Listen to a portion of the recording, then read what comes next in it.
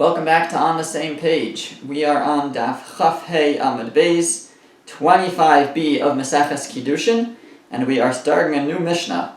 So we have been discussing different kinyan, different ways of acquiring. Really, we started Maseches Kiddushin talking about how one acquires a wife, but once we were talking about acquisitions, then we went on to discuss the different kinds of slave acquisitions, and now the Mishnah now turns to other, regular property acquisitions. So the Mishnah says, Behema Gasa.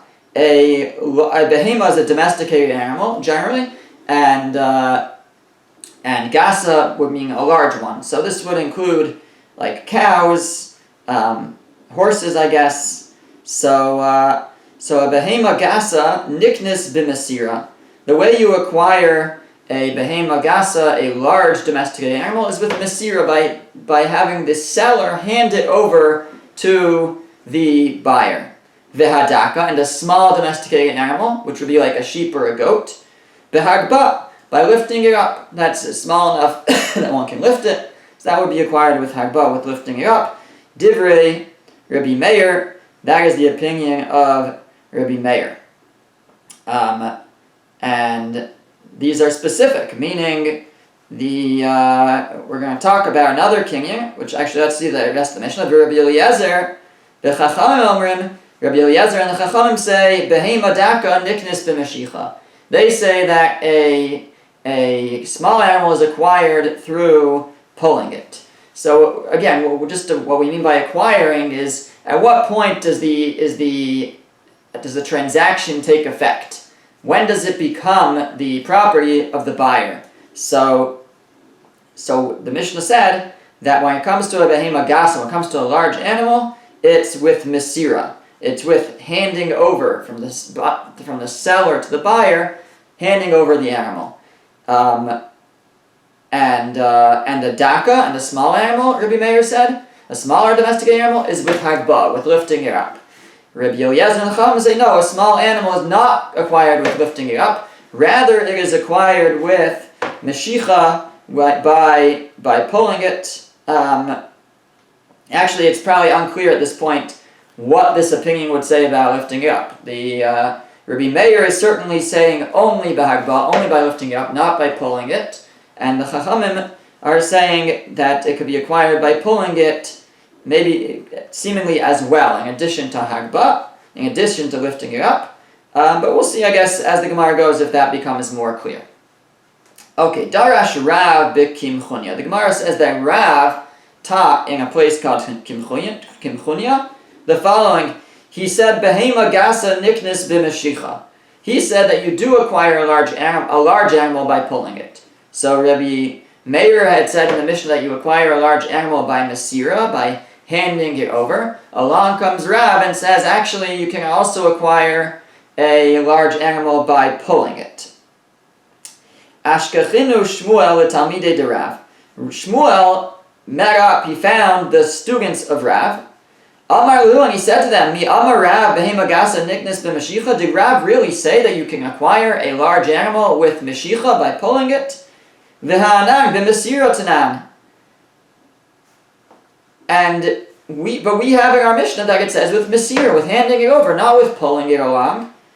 That's how you acquire a large animal. V'Rav nami b'masira amar. And Shmuel saying not only that, but I heard Rav himself say that you do it with masira, with handing it over. Hadar be me'ahi. Did he take it back? Did he change his mind and now say actually you can acquire it by pulling it?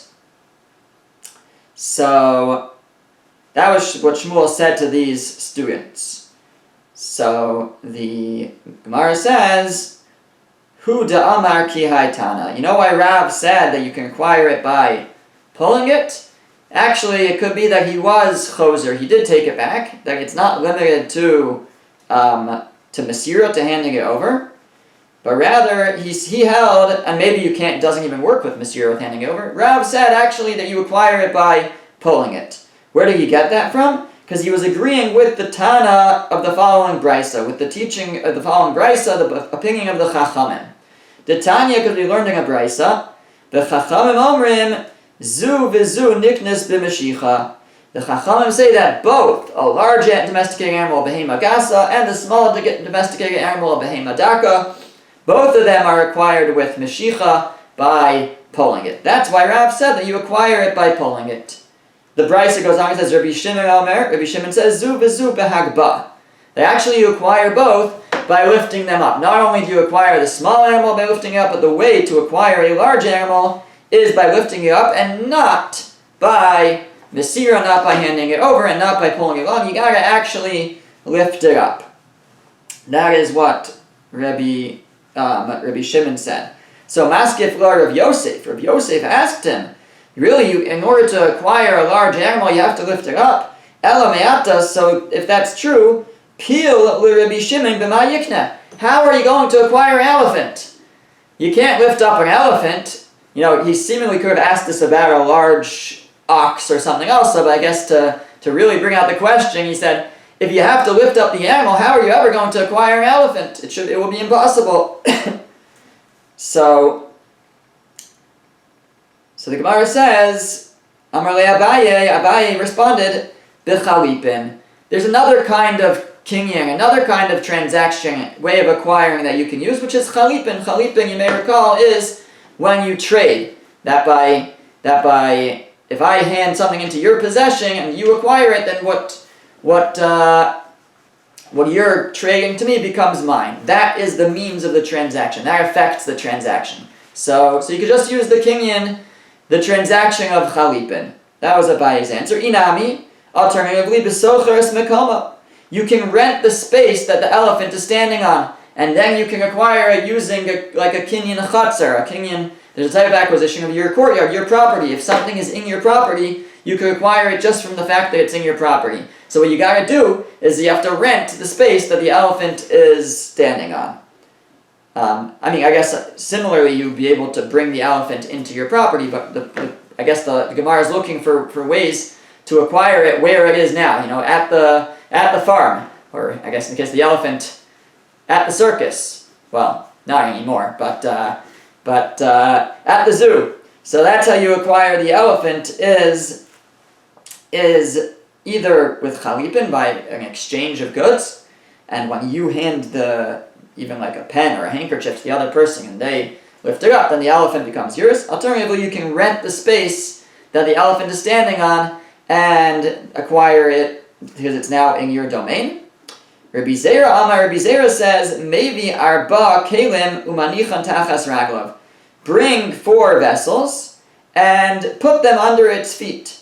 So there's a means of acquiring something if it's not just in your rishus, in your property, but even if it's in your vessels. So what you do is you bring, 4 big pots and you put them under each of the elephant's feet, and now it's in your pots. So now you can acquire the elephant that way.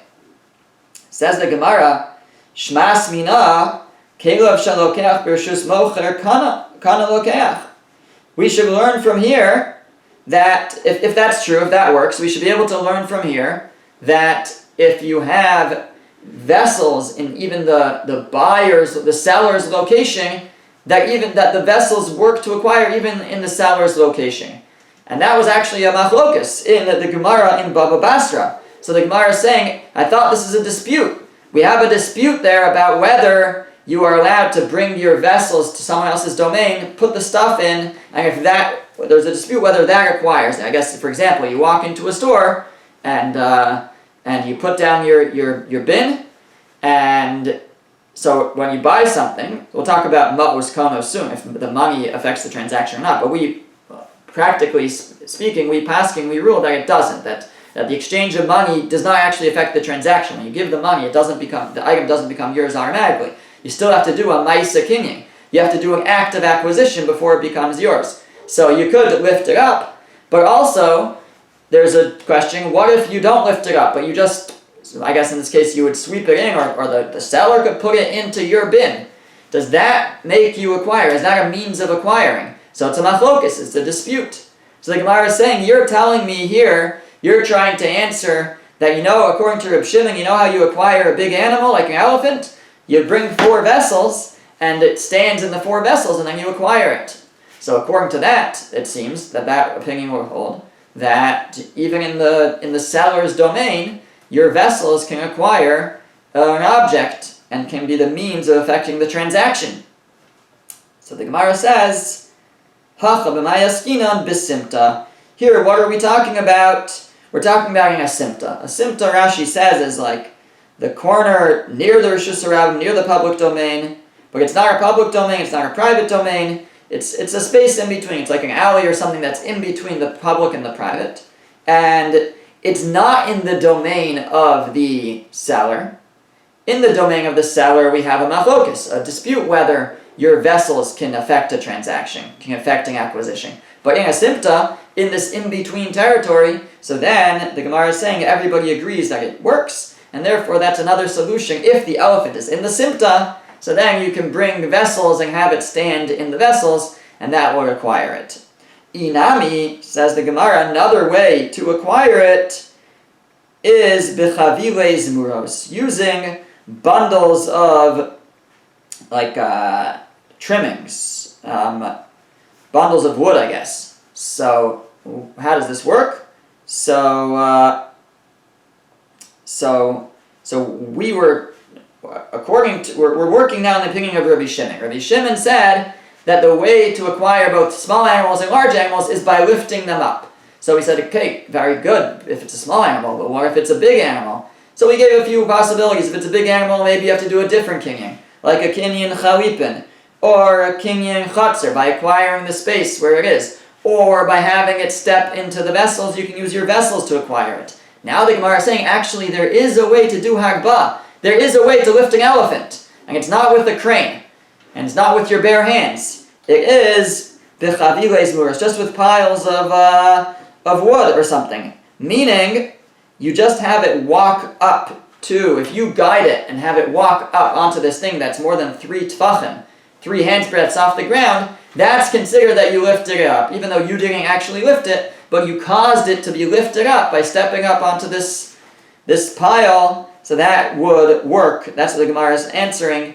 is a way to do hagbah on a very large animal. Okay, so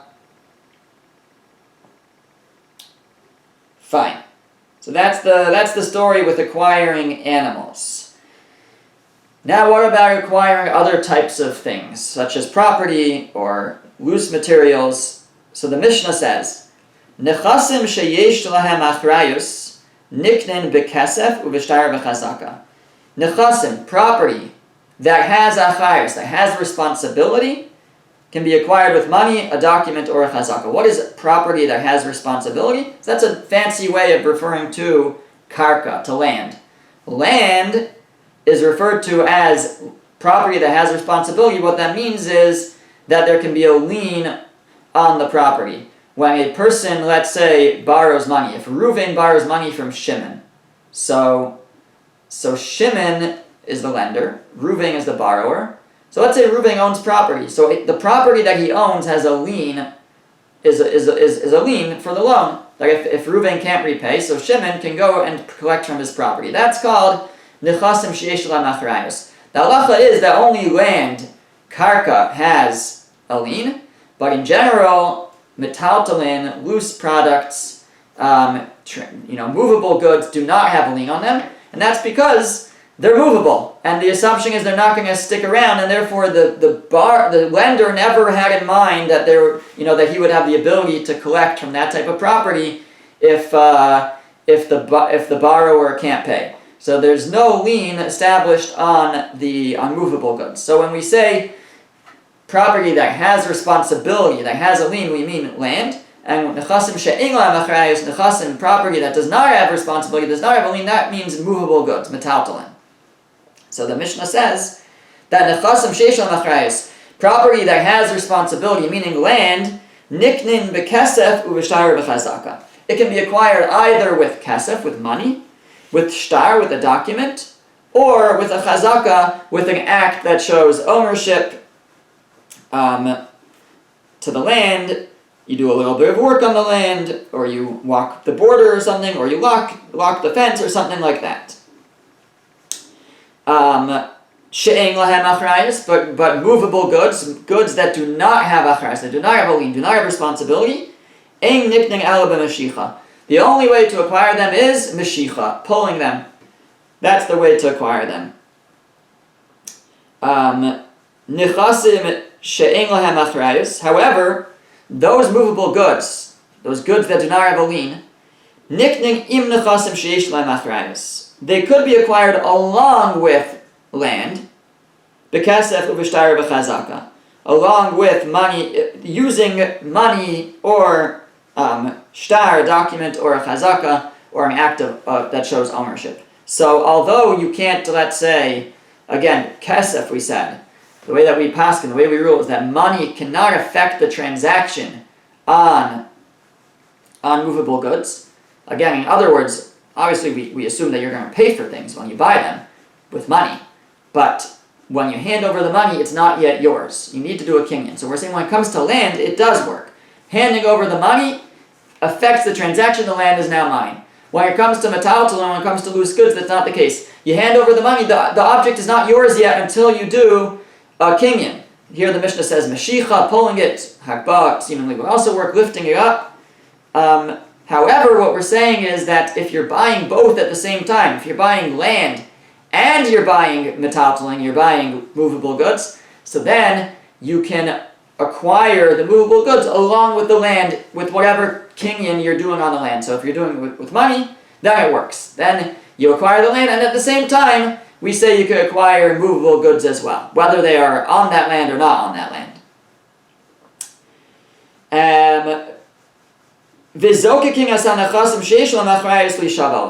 And it also goes the other way, that, in that case that we just mentioned, the land is sort of assisting in the acquisition of the movable goods. There's a flip side to that also. In general, there's a halacha that we never require an oath for matters relating to karka, to land. So there's no scenario in Beis Din where we would make the person swear, take an oath on a matter regarding land. There's a general rule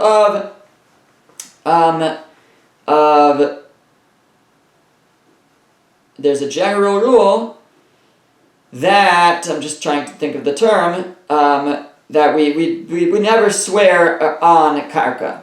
Karka in Ishplaying or something. We don't swear on karka, we don't swear on land, but there are scenarios where a person will have to take an oath, will have to swear something in Beis Din, in the court, about movable goods. The halacha is that if there's a scenario where he's already swearing about movable goods, that can cause him to also swear about land. So he never have to take an oath about a matter relating to land on its own, but once he's already taking an oath about movable goods, so that can drag along another shvuah, another oath about land. Okay, says the Gemara, B'kesef minalan. How do we know that you can acquire land with money? How do we know that money can affect a transaction on land? Amar Chizkiah says, because the pasuk says in Yirmiyah, in Jeremiah, it says, Sados b'kesef yiknu. It says you will purchase fields with money. So you see that money can affect the purchase of a field. Ask the Gemara, ve'ema ad de'ikashtar. But maybe that's only if there's also a document. Maybe money on its own is not enough. Maybe you also need a document. Why would I think that? Dichsiv, because in the very same verse it says, Uksov b'sefer v'chasom. You should write it in a book, in a document, and sign it. So it says there, the very next words, it says, Sados b'kesef yiknu, you should acquire fields with money, v'chaso b'sefer v'chasom, and write it in the document and sign it and seal it. So maybe you only acquire it if you do both. You give the money and you have the document. But maybe money on its own is not enough. So the Gemara says, Ikisiv yiknu levasov kidik hamarta. If it would have said the word you acquire it at the end of all that, then it would have made sense. If it had said you with money and signing a shtar, signing a document, yiknu, you'll acquire. So then you would say that you need both the money and the document to acquire the land. But here where it says he should acquire it, before it mentions the signing of the document, Kesef Kani, then we say that the money is what affects the transaction, is what makes the acquisition. Shtar Raya Ba'almahu. And the document is just a proof to the acquisition. So, because you read the pasuk, you read the verse, it says, Sados Bakesef Yiknu, fields with money they will acquire, they should acquire. So, there you go, the acquisition is done with the money. And then it says, write on the shtar, write on the documents. That's just a proof. But the acquisition, the implication of the verse is that the acquisition already happened with the money. Amarav, Rav said, Lo shanu el b'makom she'en kosving es hashtar. That which we say that the money affects the acquisition, that's only in a place where the custom is that they don't write a document along with it. Aval b'makom she'kosving es hashtar lo kana. But in a situation, in a place where they always write a document along with the sale of a field, of a piece of land, so then the money on its own is not a means of acquisition. Because what Rav is saying is that really all these questions all come down to what's normal, what is the expectation, when in order for a transaction to take effect, we need what we call gemiras. We need the person to understand that it's happening right now. This is affecting the transaction. So therefore it has to be done in a somewhat normal way. And not only that, but we match the sort of the minhag, the custom of the place, what the expectations of that place is. So therefore Rav says that in a place where they always write a document, and that's what the people are accustomed to, so there's the buyer is not settled in the sale. He doesn't understand, he doesn't assume that it's fully in his possession. Rashi uses the word samcha daita. He has to be comfortable with what happened, that he's going to be getting his goods. So then, he's not comfortable, he's not happy until he has the shtar. And his main focus, his main thought is that the shtar, the document, is what's affecting the sale. And therefore, that's what affects the sale. If he thinks that the money is not what's affecting the sale, it's not a sale, it's not final until he gets the document, then it's not final until he gets the document. That's what Rav is saying. However, says Rav, v'i parish parish. However, if you explicate, if you say specifically that the money is going to be what's doing it, then the money could do it, as long as you speak out the terms of the transaction. Ki had Rav Idi bar Avin, like in the case of Rav Idi bar Avin, ki zavin ara, when he would buy land, Amar, he would say, Iba'ina b'kaspa ikni, Iba'ina b'shtar ikni. He would tell the seller, I guess, if I want to be able to acquire with the money, or if I would like to be able to acquire it with the document. What's the difference for him if he uses the money or the document? So the Gemara explains, Iba'ina b'kaspa ikni, I want to have the option to acquire with the money, because that way, if you want to change your mind, you won't be able to. Once I give you the money and you take the money, then the transaction will be final, and you won't be able to take it back. So I want to have that option that the money should be the means of the acquisition. V'iba'ina, and I also want to have the option that b'shtara ikni, that the shtar, the document, should be the means of the transaction, because then when you give the money, it's not a final sale until you actually hand over the document. Because then I will have the option to take it back even after I've given the money. So it's not clear to me that he could have, both of these things at the same time, that he can say, I'm going to decide after the fact whether the money is what it requires or that the document is what it requires. I think he has to decide, but he would say to the seller, I want to be able to have that choice. I might choose that the money is what it requires, and that way, once I give you the money, you can't retract the sale. I might choose that the document affects the transaction, and therefore, even after I've given the money, I have the option to retract, and so does the seller, seemingly. But he wants to keep those options open. Again, I assume that he has to make a decision, but when he discusses it with the seller, he's putting on the table both of those possibilities to choose from. Okay. Now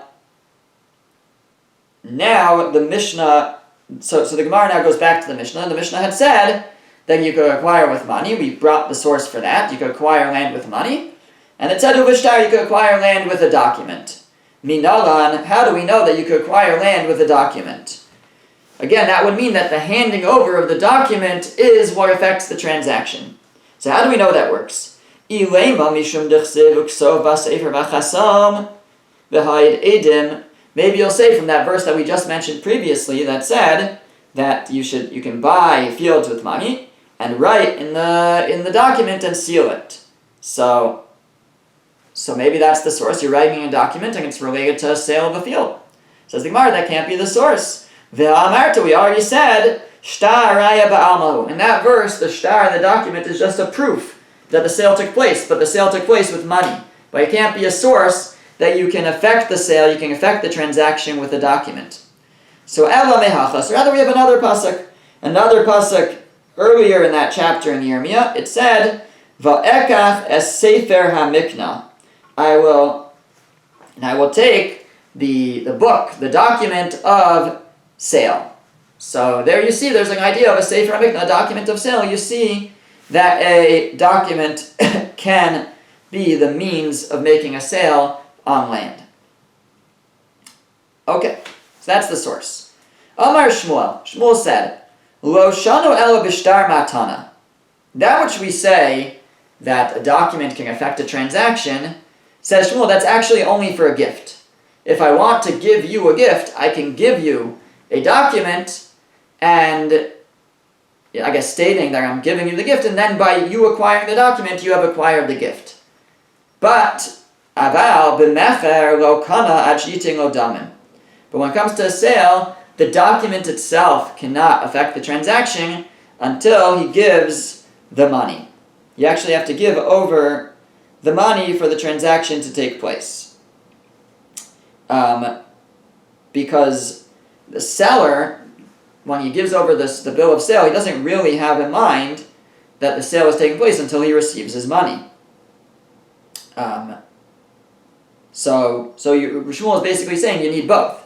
You need both, assuming that you had in mind that the document would be the sale. Again, we said earlier that you could really go either way. You can do it with the money or with the document. Shmuel is saying now that even when you're using the document as the means of the sale, but it's actually not effective unless money has also been given. Because I'm not actually going to sell it until I get my money. So I might have the document be the means of the transaction, but not unless I've already gotten my money. So that's what Shmuel said. So the Gemara asks a contradiction. It says, Masiv, Rav Hamnuna asked a contradiction from a Brisa. The Brisa says, Bishtar Ketzad, how do you affect a transaction with a shtar, with a document? He writes for the guy, the seller writes on a paper or on a piece of pottery, even and that paper, that piece of pottery doesn't have to be worth anything. It could even be less than a pruta. That's fine. It doesn't have any value. What do you write on it? You write Sadi mechuralach. My field is sold to you. Sadi nesunalach. My field is given to you. Harezu mechura unasuna. So then it works to sell the field or to give the field. So we're assuming right now that these are two different cases, either selling or giving. That if you're selling a field, you write on it, my field is sold to you. If you're giving a field, you say, my field is given to you. So it sounds like you don't need any money involved. Doesn't mention any money. Obviously in the case where you're giving it, there's no money. So seemingly in the case where you're selling it, there's also no money. Meaning, money is not essential for the sale to take effect. You just need the document. Once the document has been handed over, that affects the transaction. The item now exchanges hands, or the property, I should say, because that's what we're talking about. So this was a question that Rav Hamnuna posed against Shmuel. Shmuel said you need money involved. It's true the document can affect the transaction, but only if the money has been given. This brisa mentions nothing about the money being given. It just says, how do you make a transaction with a shtar? With a document, you write on the document, my field is sold to you, and that works. So the Gemara says, Hu mosiv la v'hu mefarek la. he posed the question, the contradiction, but he also answered it. B'mocher sadeh mipnei ra'asa. That's talking about a case where the seller is selling a field because it's bad. He's losing money off of it. He just wants to unload that field. That's where we say that even without money, the document on its own will take effect. Because he doesn't want the field. He wants to unload it. He may not even be getting any money. Or maybe he's getting a very small amount, but that's not important to him. He just wants to get rid of the field. So therefore, there's no need for the money to affect the transaction. However, in a case where it's not a bad field, it's not a bad piece of property, it's not a money drain, and you're properly selling it. So then, that's where Shmuel was talking about when he said that the document on its own will not affect the sale unless the money has already been given. Rav Ashi Amar, Rav Ashi says that, no, we're misreading the Brisa. Rav Hamnuna, who asked the question from the Brisa, assumed that the Brisa was talking about two different cases. He assumed it was talking about either the case of a sale or a gift or a matana, but those aren't the same case, and therefore he said, it mentions nothing about money. You have a proof from here. It's a question on Shmuel. You see that you can make a sale of using a document without any money being involved. So Rav Ashi says, no, you're misreading the Brisa. This is how you read the Brisa. Rav Ashi Amar, b'matana bikesh v'tnala. That it's one case, and really the case is that he's giving it to the property to the other person as a present. That's the case the Brisa is talking about, and that's why there's no money involved. V'lama kasav lo lashem mefer. So then why does he also write in the document that he's selling it if he's not selling it? Gedei liyafo says kocho. That's in order to strengthen his hand. He wants it to look like, and apparently this sounds like it's permitted even, he wants it to also be framed as a sale, and that gives an advantage to the recipient that he would now be able to collect from lekuchos, from buyers. There's a lien on the property. In other words, what the Brisa is talking about, the Brisa is talking about a case where Reuven wants to give a field to Shimon, so he gives him a document. Now Reuven wants to protect Shimon, he really wants him to have that field, so he wants to protect his rights. So, so he wants to set it up so that even if someone else would come along and buy that field that he's giving as a present from him,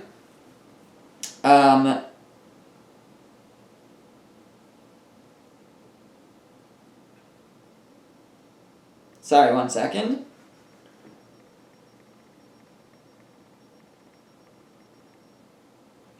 Right, I guess like this. Let's say Reuven wants to give Shimon a field.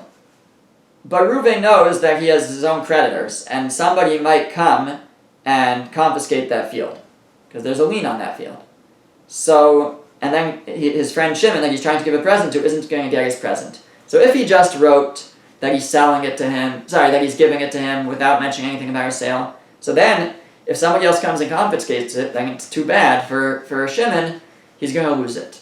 So what Reuven does is he wants his friend to feel comfortable. He wants him to know that you're going to end up with something. And that is that I'm going to write not only that I'm giving it to you, but that I'm selling it to you.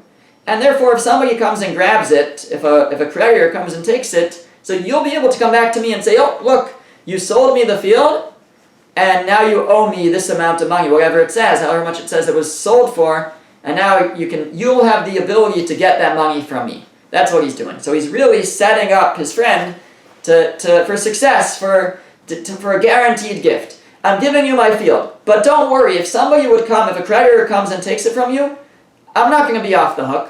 I'm going to write it as if I'm selling it to you, so then you can come back and get the money for me, even though you never paid the money. But we're saying it's a $100,000 field. Well, you'll be able to come and get and demand that $100,000 from me, because you'll have a document proving it. That's how Reuven is setting up Shimon for a guarantee. That's what it's talking about. So Rav Ashi is saying that really Shmuel is correct.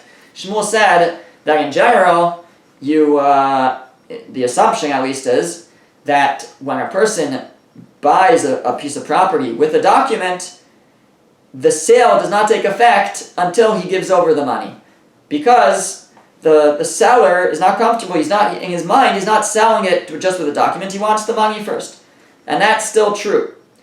We said sort of two exceptions. We said one exception is if the field is losing money for him, so then he wants to unload it, then he doesn't care to get the money. So then the document on its own, without money, would affect the sale. And now we're adding another scenario would be where you're really giving it as a gift. There is no money involved, and the Bryce is telling us about a case where you're giving it as a gift, and you write also that you're selling it just to make it look like you're selling it, to give the buyer, the recipient, the ability to now come and collect from you, the giver, the generous giver here, if the field would be confiscated and wouldn't end up in the hands of the recipient, so then the recipient could go back to the giver and say, okay, I didn't get the field that you tried to give me, but now, you said you give me money instead. That's why you framed this as a sale, so you owe me the money that I paid for it, even though you never actually paid money. You owe me that money back, and he'll be able to get the money. So the giver does this to make sure that the recipient gets what he wants to give him. Okay, the Gemara continues. It says, Uve chazaka. So the third way to acquire property is with a chazaka, with an act that shows ownership on the land. Minalan, how do we know that works? Amar Chizkiya said, Amar Kra, the pasuk says, Ushvu be'arechem asher tafastem. That the pasuk says in Yirmiyah again, it says, and you should dwell in the fields, in the cities, you should dwell in the cities that you grabbed. B'ma tafastem, how did they grab a city? B'yeshiva. By dwelling in it, by showing ownership. So you see this idea, right, that's how you would grab a city. So you see that you can grab, you can acquire property through showing ownership. Again, that doesn't mean that if somebody goes and sits down on somebody else's couch that they acquire. There has to be a transaction that takes place. There has to be an agreement from both sides. But once you have that agreement, then the means of transaction would be an act that shows that you now own it. Debei Rabbi Shmuel Tana, in the Beis Medrash of Rabbi Shmuel, they brought a different verse. It says in Devarim, so this is from the Torah itself, not from the prophets. It says V'yirishtem osa v'shavtem ba. It says about Eretz Yisrael, you should inherit it and you should dwell in it. B'ma yirashtem b'yeshiva. How do you inherit it? How do you acquire it? Through dwelling in it. Now, of course, it is talking about conquering. It's not an agreement from both sides. But I guess that's sort of a different type of situation where it was permitted for them to grab it, to conquer it, but still you see that ultimately they still have to make the acquisition to make it theirs, and that's through dwelling, through making an act of ownership. The Mishnah then said that it said that movable property that doesn't have a lien on it, or that cannot have a lien on it, is only acquired through pulling. Minalan, how do we know that is how you acquire movable property? Tichsev, because the pasuk says, when you sell a sale to your friend, o kano miad amisecha, or you purchase from the hand of your friend. So what we see is that it's davar hanikna miyad liyad. It's talking about things that are acquired from hand to hand. So,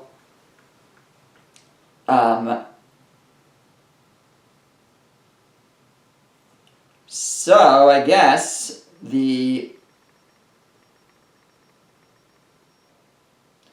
it's telling you the method of acquiring property, movable property, is miyad liyad, is from hand to hand. So the assumption here is by pulling it. That's how you use your hands to make the acquisition. But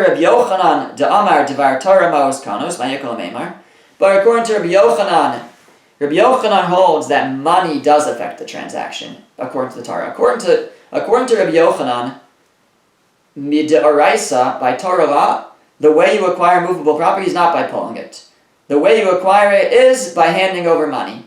When you hand over money, at that moment that the seller receives the money, the property becomes the buyer's. However, the sages decreed that you can no longer use such a kinyan. That's because it can cause major issues. If a person has a warehouse of wheat, and I give him money to buy the wheat that's in the warehouse, then the warehouse catches fire, so then it's still in if the money affected the transaction, it's now mine, but it's in the warehouse. So who's gonna protect it? So in order to protect the buyer from such accidents, so then therefore the rabbi said no more acquiring with money. We don't want acquisitions on items that are not on site, that are not actually coming into your possession.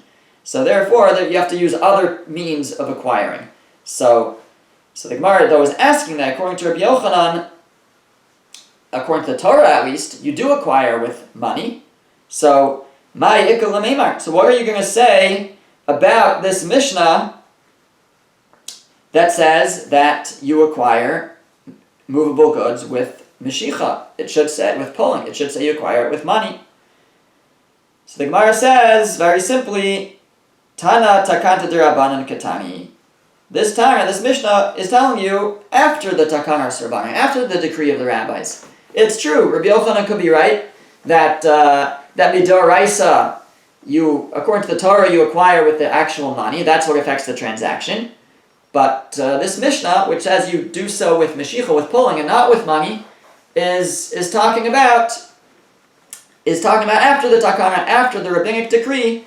This is now the way of acquiring movable goods, not with money, but rather with Meshicha, with pulling.